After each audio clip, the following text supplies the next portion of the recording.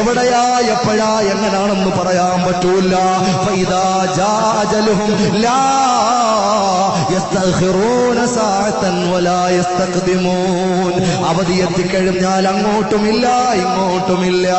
ഒരു വർഷം മാറൂല, ഒരു മാസം മാറൂല, ഒരാഴ്ച മാറൂല, ഒരു ദിവസം മാറൂല, ഒരു മണിക്കൂർ മാറൂല, ഒരു മിനിറ്റ് മാറൂല, ഒരു സെക്കൻഡിന് മാറ്റം വരൂല. ഒരു മൈക്രോ സെക്കൻഡ്, ഒരു നാനോ സെക്കൻഡ്, ഒരു പൈക്കോ സെക്കൻഡ്, ഒരു സെക്കൻഡിനും മാറ്റം വരൂല.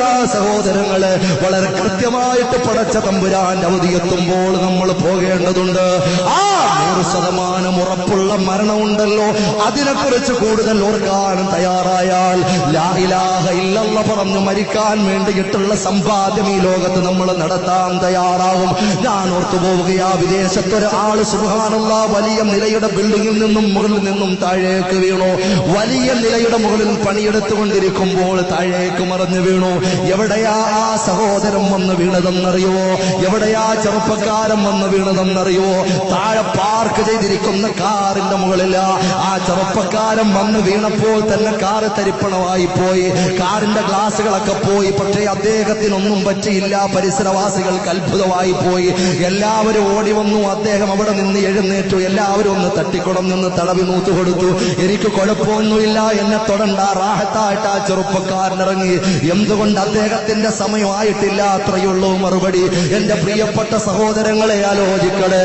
അങ്ങനെ തന്നെ പരിചരിക്കാനും തന്നെ പരിരക്ഷിക്കാനും രക്ഷപ്പെടുത്താനും തന്നെ പരിചരിക്കാനും വന്ന ആളുകളൊക്കെ മടങ്ങുമ്പോൾ അവരോട് ഈ ചെറുപ്പക്കാരൻ പറയുക, പോവല്ലേ പോവല്ലേ, നമുക്കൊരു വെള്ളം കുടിച്ചിട്ട് പോകാം. എന്തായിരുന്നാലും നിങ്ങൾ വന്നതല്ലേ, ഞാനും വീണതിന്റെ ക്ഷീണത്തിലാ, നിങ്ങൾ അവിടെ നിൽക്കുക.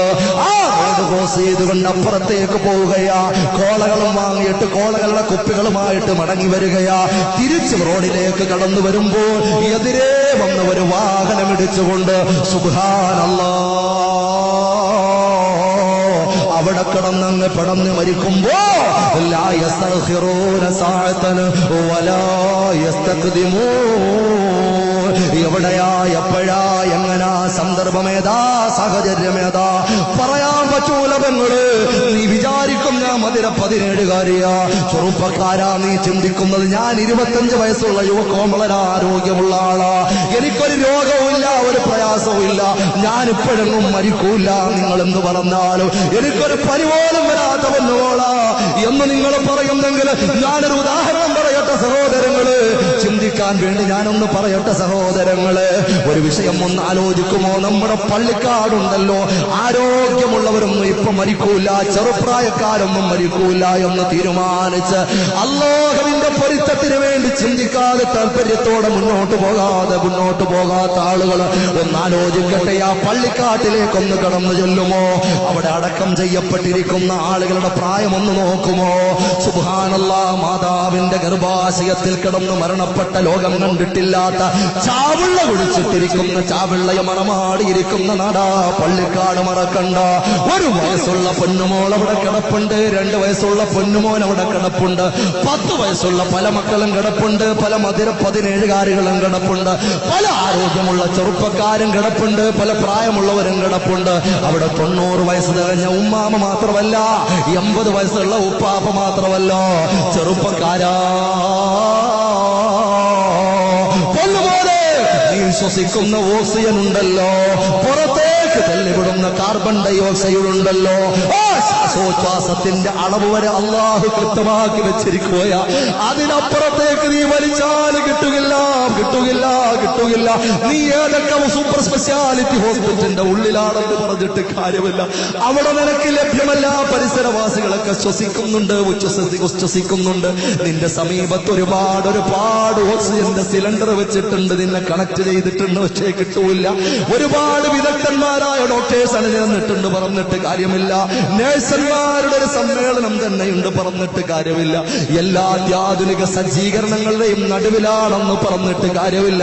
അള്ളാഹു അനുവദിക്കുന്ന സമയമാകുമ്പോ നിന്റെ വീട്ടിൽ നിന്റെ മയ്യത്ത് കുളിപ്പിക്കൂലേ പെങ്ങളെ?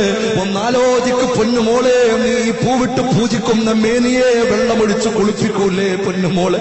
3 പുടവ നിന്നെ ചുറ്റൂലേ പൊന്നുമോളെ? നിന്റെ പ്രിയപ്പെട്ടവർ കണ്ണീരോടെ തോളിലേക്കൂലേ ചെറുപ്പക്കാരാ? കൊണ്ടുപോകൂലടാ മോനെ, പള്ളിയുടെ ക്രോസിന് കൊണ്ടുപോയി പള്ളിക്കകത്ത് വെക്കൂലേ, പുറകിൽ നിന്ന് സഫ് സഫായിട്ട് നിൽക്കൂലേ? ഇതൊക്കെ ചരിത്രം പറയുകയാണോ? ഇതൊക്കെ സാങ്കല്പിക വിഷയമാണോ? ഇത് നിങ്ങളെ ഭയപ്പെടുത്താൻ വേണ്ടിയിട്ടാണോ? അല്ല അല്ല, എനിക്കും നിങ്ങൾക്കും നാളത്തെ പ്രഭാതത്തിൽ ഉണ്ടാകേണ്ട കാര്യമാ, അല്ലെങ്കിൽ തൊട്ടടുത്ത നിമിഷത്തിൽ ഉണ്ടാകേണ്ട കാര്യമാ. ബുദ്ധിയുള്ള മനുഷ്യരെ ഒന്ന് ആലോചിക്കുക, മാലോകരെ ഒന്ന് ചിന്തിക്കുക. ഏറ്റവും കൂടുതൽ ഉറപ്പുള്ള വിഷയത്തെ കുറിച്ച് ആലോചിക്കുക. തമ്പുരാൻ ആലോചിക്കാനും ചിന്തിക്കാനും ചിന്തിച്ച് പ്രവർത്തിക്കാനും തന്ന സമയമാ, മറന്നുപോകണ്ട. അർഹമുർ റഹീമായ അല്ലാഹ്, ഞങ്ങൾ പറഞ്ഞതും കേട്ടതും നീ കബൂലാക്കണേ.